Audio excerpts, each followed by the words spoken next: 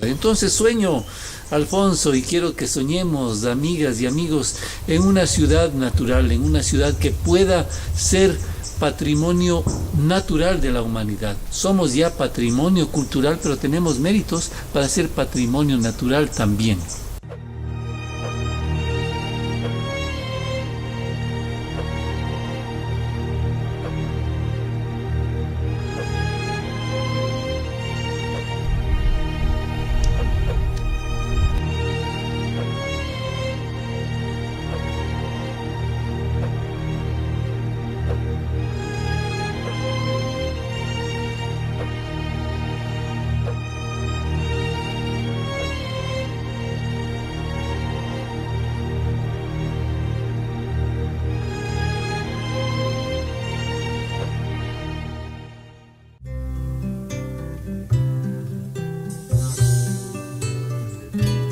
Bienvenidos queridos amigos de Ecuador Destino Turístico, este programa que toca temas de turismo, cultura, desarrollo. Hoy tengo el gusto grande de estar en la casa de un amigo, de un viejo amigo, Juan Manuel Carrión Barragán, ornitólogo, artista, pintor, fotógrafo, ilustrador de la vida natural y músico también. Músico, laureado compositor. Entonces queríamos visitar la casa y visitar a Juan Manuel, visitar sus pensamientos, hablar de este científico, de este amigo que se aventura por querer soñar una ciudad diferente. Así es. ¿No? Cuéntanos de tus sueños, cómo está Quito en la realidad y cuál es el Quito de tus sueños. No, gracias primero, Alfonso, por esta entrevista. Gracias por venir aquí a mi casa, que como dicen los mexicanos, yo viví en México mi infancia. Mi casa es tu casa, mi casa es su casa. ¿Cómo está Quito, Alfonso? Quito está en crisis. Quito está en una crisis multimodal, si cabe el término, pero el origen de esa crisis, si vemos y rastreamos el origen de todas las crisis que hacen la sumatoria de la gran crisis quiteña, tienen un desencadenante que es la corrupción. La corrupción que se ha enquistado en los órganos públicos, seccionales, nacionales, ha sido un cáncer terrible que ha afectado a nuestra sociedad. Entonces esa corrupción es la que explica todas las debacles por las que estamos pasando. Consecuentemente, el combatir esa corrupción, el actuar sin ataduras de corrupción, es lo que plantea, lo que marca el camino para la recuperación, para la transformación de nuestra ciudad. Es una ciudad que la soñamos natural, que la soñamos solidaria, que la soñamos alegre, ordenada. Todo eso se puede lograr. Todos estos recursos que por obra y gracia de la corrupción fueron usurpados y fueron desviados de las necesidades para las cuales debían ser destinados. La recuperación de esos recursos va a permitir que hagamos acciones que apunten a esa transformación de la ciudad. En el caso mío, yo no seré sino un concejal, es decir, un legislador y un fiscalizador en el órgano colegiado que es el Consejo Metropolitano de Quito, pero un concejal en sus condiciones de fiscalizador y de legislador puede hacer mucho por la ciudad. Debe plantear, por ejemplo, las ordenanzas que permitan el desarrollo de estos proyectos, ordenanzas de corte ambiental, ordenanzas inspiradas en un eje transversal cultural y ambiental. Eso es lo que me propongo hacer, ordenanzas que nos permitan, por ejemplo, valorar nuestras quebradas como patrimonio natural y protegerlas, blindarlas del voraz desarrollo urbano que las sacrifica, que las ha visto en el pasado como simples escombreras o botaderos de basura, cuando en realidad son depositarios del patrimonio natural de la ciudad. Ordenanzas que permitan impulsar lo que se ha venido trabajando ya hacia el gran objetivo a largo plazo de recuperar nuestro río, de limpiar el Machángara. Hay quienes dicen que el Machángara ya está muerto y que no hay nada que hacer con respecto a él, que siga nomás siendo la cloaca para la ciudad. Ordenanzas, Alfonso y queridos amigos, que nos permitan a los quiteños el derecho a tener río. No puede ser que la ciudad no tenga su río. Algunos se resignan asumiendo que el río está muerto. Dicen, no, el Machángara ya está muerto, no sirve sino para cloaca de la ciudad. Lo hemos querido matar, pero no está muerto, puede revivir, lo podemos recuperar. Ese tiene que ser, por ejemplo, el gran proyecto de ciudad, un gran proyecto de ciudad. El metro lo fue en su momento, el aeropuerto nuevo lo fue en su momento. ¿Por qué no un proyecto que nos permita volver a tener río, ¿no es cierto? Recuperar todo lo que significa que volvamos a tener ese Machángara de menta que decía Carrera Andrade, ese río que según Alejandro Jolinsky, un viajero del siglo XIX, era un remanso lleno siempre de bañistas. Ese era el Machángara de nuestros abuelos, de nuestros bisabuelos. Puede volver a ser el Machángara de nuestros nietos, de las próximas generaciones. Hay que pensar en ordenanzas que se preocupen de la fauna urbana, pero clarificando qué es la fauna urbana. Algunos piensan que es exclusivamente los perros y gatos abandonados. Sí, ellos hacen parte de la fauna urbana, pero lo son también los quilicos, los quindes, los gorriones, las zarigüeyas, esa gran cantidad de vida silvestre que hace parte de nuestro patrimonio natural. Entonces hay que ubicar esos como los temas trascendentes de la ciudad. Entonces sueño, Alfonso, y quiero que soñemos, amigas y amigos, en una ciudad natural, en una ciudad que pueda ser patrimonio natural de la humanidad. Somos ya patrimonio cultural, pero tenemos méritos para ser patrimonio natural también. ¿Y qué hay de los parques, de estos espacios que muchas veces son irrespetados, que se convierten de santuarios de lo natural a lugares de conciertos, teniendo espacios específicos para conciertos o para muestras artísticas en otras partes de la ciudad? En los parques y en los jardines de la ciudad creo que anida de mejor manera el espíritu natural de la quiteñidad. Los parques tienen que estar articulados en una red urbana de parques y de jardines para que se conviertan en espacios donde la vida silvestre haya refugio, donde nuestra flora nativa se desarrolle. Pensar, por ejemplo, Alfonso y amigas y amigos, en parques en los cuales pongamos en valor nuestra flora nativa. Flores como los zapatitos, flores como los aretes de bruja, las bomarias, hierbas como la hierba mora, como el cedrón, como los quichuares, los pumamaquis, pueden hacer parte de un arbolado natural, un arbolado que no requiere los cuidados del jardín clásico europeo, no sé, el jardín inglés, el jardín francés, los jardines de los palacios alemanes. No, podemos ir a una jardinería con originalidad nuestra. Esto nos va a permitir trabajar en nuestra identidad. Bueno, yo disfruto, Alfonso, muchísimo del jardín. Creo que el jardín es un espacio para la creación, es un espacio en el cual se dan todos los ciclos de la vida.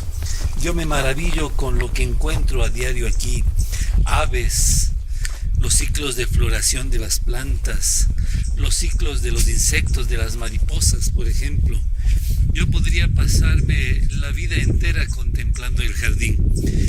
La contemplación de la naturaleza, el estudio de la naturaleza ha sido una constante en mi vida. Yo decidí estudiar biología cuando terminé el colegio. La única certeza que tenía entonces es que no quería ser médico. Yo había estado en químico-biólogos y apareció la carrera de biología, que me pareció que era la más adecuada para alguien con inquietudes como la mía, inquietudes de valoración del patrimonio natural, de indagar, de averiguar, de investigar esta gran diversidad que tenemos, ¿no? Yo me planteé en un momento, ya como alumno de la universidad, cómo era posible que, siendo este un país tan rico en vida, campeones mundiales en aves, no exista un libro, una guía amigable, sencilla, de campo para identificar las aves de Quito, por ejemplo. Yo pensaba en mi mamá, decía, me gustaría que mi mamá tenga un libro para que pueda ella identificar las aves de su jardín.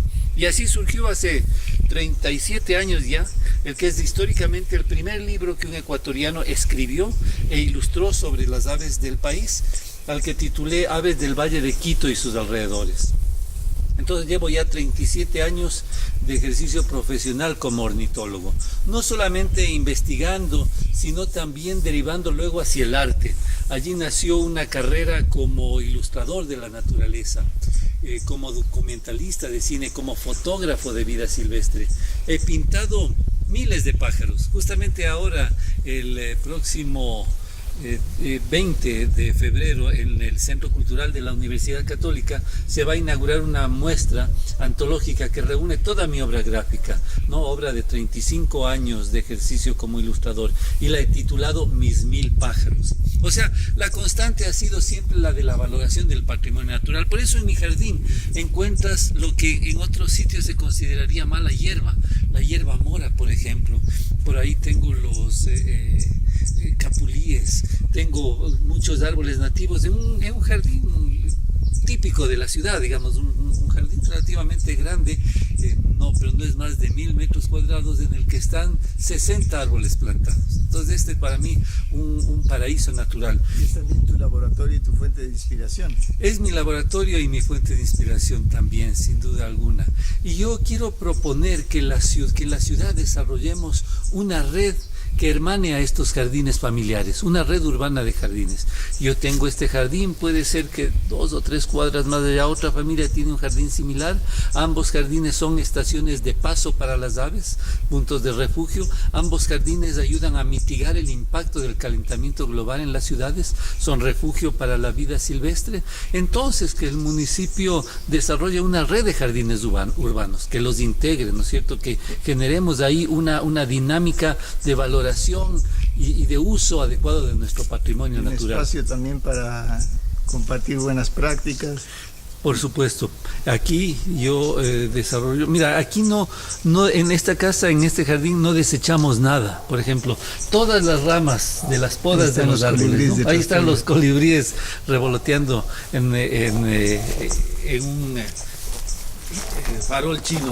Pero mira, todas las ramas, ¿no es cierto?, me permiten ir haciendo cercas vivas, ¿no es cierto? Unas cercas también estéticas muy bonitas. Toda la basura orgánica aquí la procesamos para hacer compost.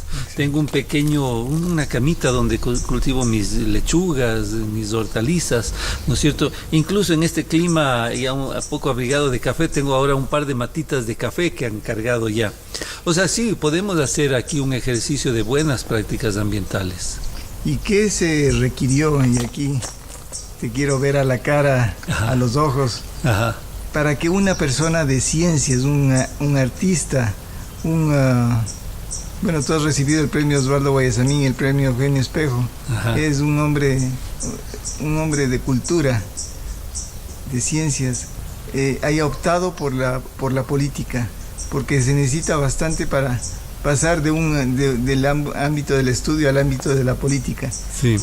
Sí. Dinos, por favor. Bueno, yo he hecho muchas cosas en mi vida, Alfonso, y ahora mojarse el poncho para intervenir en una campaña política es por el afán de servir a la ciudad. Los ciudadanos nos quejamos frecuentemente de las cosas malas que vemos a nuestro alrededor y solemos decir, ojalá alguien debería hacer algo por esto, no sé, por la inseguridad, por el mal estado de las vías, por las malas prácticas ambientales, la ciudad no está bien, alguien debería cambiar la ciudad. Y nos mantenemos como espectadores distantes. Llega un momento en el que uno dice, bueno, hay que mojarse el poncho, hay que actuar. Y yo lo hago, lo puedo hacer porque lo hago junto a una persona en la cual confío plenamente, a una persona de cuya integridad, de cuya honestidad puedo dar testimonio directo. Entonces me he embarcado en esto con César Montúfar, con esperanza, con optimismo, con alegría, con ilusiones de poder servir a la ciudad. No es la primera vez que estaría llegando al Consejo Metropolitano. Yo fui ya concejal alterno de Quito hace 10 años atrás, más hace 14 años atrás. Y cuando pude actuar, que era esporádicamente, yo era un concejal alterno, logré cosas importantes. Logré que se aprobara una resolución para que la ciudad tenga un ave emblemática, que fue el zamarrito pechinegro, una flor emblemática, la flor de Taxo. Logré una resolución para crear una lista de árboles patrimoniales, por citar dos iniciativas que estaban enmarcadas, como lo seguirán estando enmarcadas las próximas, en el tema de priorizar el cuidado ambiental y también la cultura como ejes transversales de todas las políticas municipales. Yo creo que este tema de la corrupción que tanto hemos padecido ha impedido, ha mermado los recursos para emprender en iniciativas de cuidado ambiental, de difusión cultural, que son fundamentales para la ciudad y son las que a mí me gustaría como futuro legislador y fiscalizador de la ciudad, como futuro concejal, impulsar. Perfecto. Siempre coincidimos en muchas cosas, inclusive en los hobbies y en nuestro amor por la fotografía, pero siempre reclamamos que por qué una persona no hace algo contra la corrupción, por qué alguien no rescata la cultura, por qué alguien no lucha por la calidad del aire en Quito, y siempre le echamos la responsabilidad a otros. Así es. ¿No? Te felicito, gracias, querido amigo, Alfonso, por esta opción que has tomado y ojalá que Quito cuente con gente de tu valía y la de César en tan altos puestos. Gracias, Alfonso. Para mí es un gusto siempre recibirte y compartir estos intereses, estas inquietudes comunes. Perfecto. Sigamos aquí con tus sueños. Claro. ¿Y estos sueños quieres que se repliquen? Sí, que se repliquen, que vivamos bien, Alfonso, o sea, que podamos disfrutar de este prodigio de naturaleza que tenemos a la mano, ¿no? Los jardines, los parques, que no tienen que ser bajo el sistema, pues, del jardín clásico, francés, inglés, todo cortadito, recortadito. Aquí, como ves, hay una explosión de vida, ¿no es cierto? Aprovechar este sol equinoccial tan rico que permite que todo crezca con mayor intensidad y contribuir, porque esto también es un tema importante, como te decía. Has sentido que mientras caminábamos por el jardín hay frescor, estamos bajo la cobija el cobijo de la sombra de los árboles, salimos un poquito de eso y el calor es intenso, ¿no? Imagina eso en una ciudad de cemento, una ciudad de asfalto, la cantidad de calor que está irradiando. Si tenemos una cobertura vegetal mayor, si tenemos jardines, no solamente en espacios de terreno como en el de esta casa, en las terrazas de los edificios, los jardines verticales, un balcón que pueda tener un par de maceteritos con plantas, eso va a contribuir enormemente a mitigar los impactos del calentamiento global y sobre todo nos va a reconectar con la naturaleza, con la esencia natural de la que somos parte, ¿no? Exacto, en eso estaba pensando. Y nosotros creemos con César, y esa es una propuesta nuestra en el tema ambiental, que Quito tiene los méritos para ser considerado patrimonio natural de la humanidad. O sea, ya somos patrimonio cultural, fantástico, pero podemos ser patrimonio natural, porque desde Pacto Igualea, 500 metros de altura, hasta los páramos del Pichincha, 4.500 y más, hasta las estribaciones del Cerro Puntas, del Antizana, tenemos una diversidad de ecosistemas, 11 diferentes en el Distrito Metropolitano de Quito. Tenemos 550 especies de aves, que eso es más de lo que encontramos en el Parque Nacional Yasuní, por ejemplo. Esos son méritos para declarar al Distrito Metropolitano de Quito como patrimonio natural de la humanidad. Ya tiene buena parte del Distrito Metropolitano el reconocimiento reciente de ser reserva de la biosfera, la reserva del Chocó andino. Exacto. Pues vamos sigamos soñando, pero para eso, ¿qué tenemos que hacer? Recuperar nuestras quebradas, empeñarnos en la recuperación del río, en el derecho de la ciudad a volver a tener río, ese río que es ahora una cloaca abierta. Ya se han llevado adelante algunos pasos para lograr separar las aguas servidas de las aguas de lluvia en el torrente del Machángara. Pues eso tiene que ser impulsado y eso tiene que ser priorizado tal vez como el gran proyecto de ciudad, así como en su momento fue el aeropuerto, el metro, que sea la recuperación del río, un proyecto de corte ambiental, el que nos motive, el que quede como legado de esta administración. Además que reencontrarse con la naturaleza de Quito va a hacer que el ecuatoriano, que el quiteño se reencuentre con su propia naturaleza, una naturaleza mucho más apacible, tranquila, y no lo que vemos, la violencia a flor de piel casi muchas veces. Exactamente. Exactamente, y dentro de eso que tú has dicho, por ejemplo, este es otro tema del que nos queremos ocupar mucho, el tema de la fauna urbana, que no son solamente perros y gatos. Este perrito es adoptado, este perrito nació en la calle, el Memo, y es un miembro de la familia, al igual que Chico, otro perrito que debe estar por acá, que lo traje desde los páramos de la Antisana. Hay que ocuparnos de la fauna urbana, hay que hacer campañas educativas que nos formen en tenencia responsable de mascotas, en tener que los perritos lleven un chip que permite identificar quién es su dueño, que no los abandonemos a su suerte, ¿no? Pero el tema del que estábamos hablando anteriormente, de esto de reconectarnos con la naturaleza, de volver a sentir el espíritu de la quideñidad, Alfonso, es un tema de identidad. O sea, atrás de todo esto está un discurso de identidad también, ¿no es cierto? O sea, vamos a reconocernos como quiteños, no solamente quienes aquí hemos nacido, sino quienes aquí vivimos. Vamos a reconocernos como quiteños y a devolver esta identidad forjada en el barrio, forjada en la convivencia. La ciudad moderna ha hecho que a veces nosotros no sepamos quiénes son nuestros vecinos, que hayamos levantado muros entre nosotros. Con mis vecinos no tenemos muros, con mis vecinos tenemos un muro vivo, tenemos una cerca viva que nos llena de alegría, que hace que estemos en una convivencia armónica. Que nos torna realmente en vecinos. Que nos torna en vecinos, ¿no es cierto? Que no nos aísla.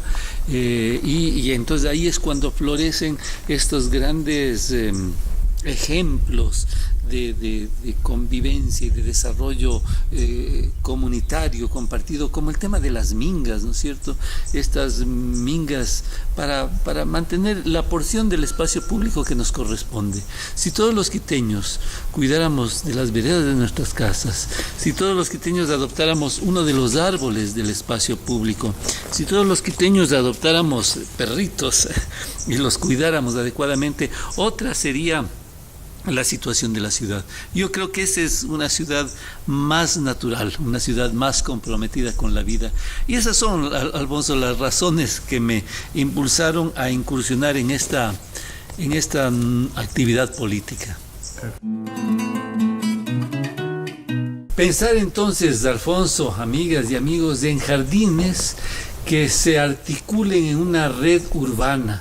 Por ejemplo, que el jardín de mi casa, el jardín del vecino, el jardín del otro barrio, intercambien información, intercambien experiencias, que hagamos un ejercicio de ciencia ciudadana, es decir, los ciudadanos observando lo que sucede en nuestros jardines, registrando lo que allí pasa. Eso puede proveer a la administración municipal información interesante para planificar estos espacios que se pueden convertir en una herramienta muy efectiva para combatir el embate del calentamiento global y del cambio climático, ¿no? Nuestras ciudades se están sobrecalentando, el asfalto las sobrecalienta, entonces los parques y los jardines son necesarios como esos espacios de refrigeración de la ciudad, como esos pulmones naturales. Hay que darles prioridad a su desarrollo, a su control y a la gestión municipal para la promoción de los mismos. Ayer hablaba yo con algunos defensores del medio ambiente y de los parques y les hacía la siguiente reflexión. Hay veces en que se necesita ejercitar los músculos o se necesita oír música o se necesita hacer alguna otra actividad y generalmente utilizamos los parques, ejemplo el metropolitano, pero los pulmones en nuestro cuerpo y en la naturaleza funcionan para eso, como pulmones. No podemos pretender hacer un músculo donde debe estar el pulmón, donde debe salir el oxígeno para la vida. Entonces, tratar de mantener estos parques lo más intocados posible. Claro. Hoy día tú me contabas de un incendio gravísimo en bodegas de la empresa, de alguna empresa. Sí. Eso es en parque. Claro, esta mañana pues vimos en redes sociales, espero que esto ya sea controlado y Por cierto, hay que expresar siempre que vemos estos flagelos enormes en la ciudad, hay que expresar y aplaudir la labor de los bomberos, la sacrificada labor de los bomberos quiteños. Bueno, hoy hubo un gran incendio, entiendo que unas bodegas en una planta de la empresa eléctrica en el Ichimbía, allí muy, muy cerca donde están las oficinas del 911, por ese sector, un gran flagelo. Y hemos visto el humo negro que salía de ahí, producto seguramente de materiales químicos, ¿no? De caucho, de plásticos que habrán estado allí.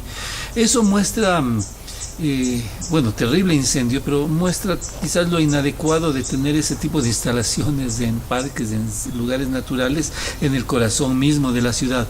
Pero más allá de eso, lo que tú mencionabas es muy cierto. En el parque debe prevalecer la condición de espacio para el reencuentro con uno mismo, de ese espacio para la reflexión interior. El jardín, el parque ha sido, creo que en todas las culturas, el espacio para la confrontación con uno mismo. Los primeros filósofos griegos hacían su ejercicio de filosofar en el jardín. La academia no eran sino jardines abiertos, espacios naturales. Ahí está el jardín de Epicuro, famoso. Por cierto, luego en el Renacimiento, los jardines en los palacios europeos también tenían esta función, ¿no es cierto?, de condensar y de permitir que afloren allí las inquietudes espirituales, las inquietudes creativas. Entonces yo creo que los parques deben primariamente servirnos para eso, espacios de reposo, espacios de reflexión.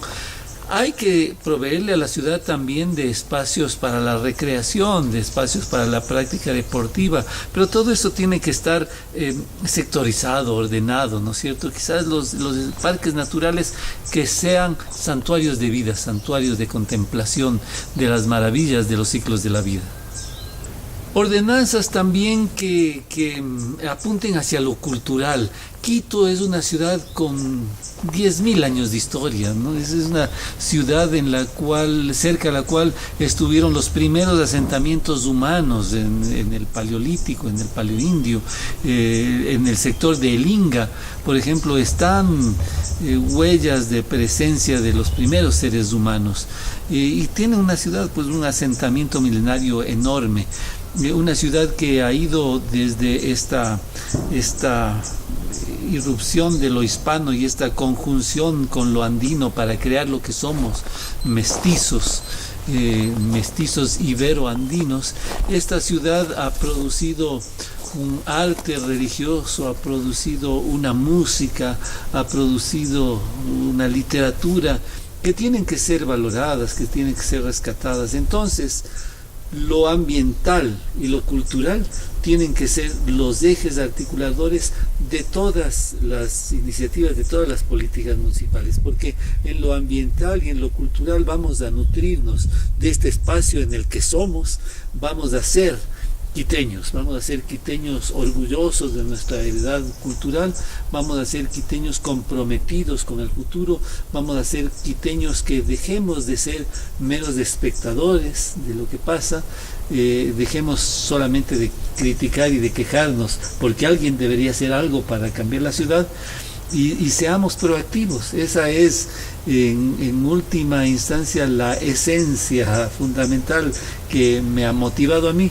para estar haciendo lo que estoy haciendo ahora. Exacto. Diciendo que no es que estoy cambiando de actividad, que no es que dejo de ser el ornitólogo, pintor, ilustrador, músico, en definitiva, el ser humano con múltiples inquietudes para pasar a ser un político. No, yo creo que la política es un arte noble. Desde tu trinchera. Exactamente, pero además de hacer política con orgullo de ejercer ese oficio cuando no está atado a ningún interés económico ni de grupos de poder, cuando llego con las manos absolutamente libres de cualquier atadura que me pueda comprometer a actuar en función de pagar el favor de algún grupo que me haya financiado la campaña. La nuestra ha sido una campaña absolutamente austera, con recursos que hemos conseguido haciendo vaca por Quito, con recursos que la ciudadanía ha aportado para la campaña, quienes quieren auspiciarnos, quienes quieren estar conmigo,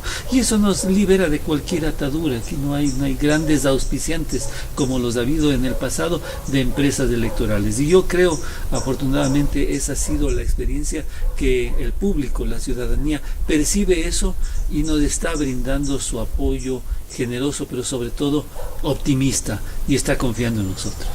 Sí, la política debería ser un arte noble, el arte de preocuparse por la vida de todos. Debería ser algo en lo que intervenga la familia. Porque estamos hablando del futuro, de la educación, del desarrollo. Estamos hablando de que la falta de honestidad en la política nos quita futuro, nos quita educación, nos quita salud, nos quita desarrollo, nos quita esperanza en la vida. Así es. Entonces es un deber de todos hacer política. Es un deber de todos intervenir en la política con estos ideales altos que no se limitan a mi entorno, a mi felicidad, a la de mi familia, sino a la de la colectividad. Así es, porque los políticos tenemos que somos servidores al servicio de la ciudadanía. Alguien me decía, bueno, ¿qué van a hacer ahora que va a ser uno de los primeros personeros municipales?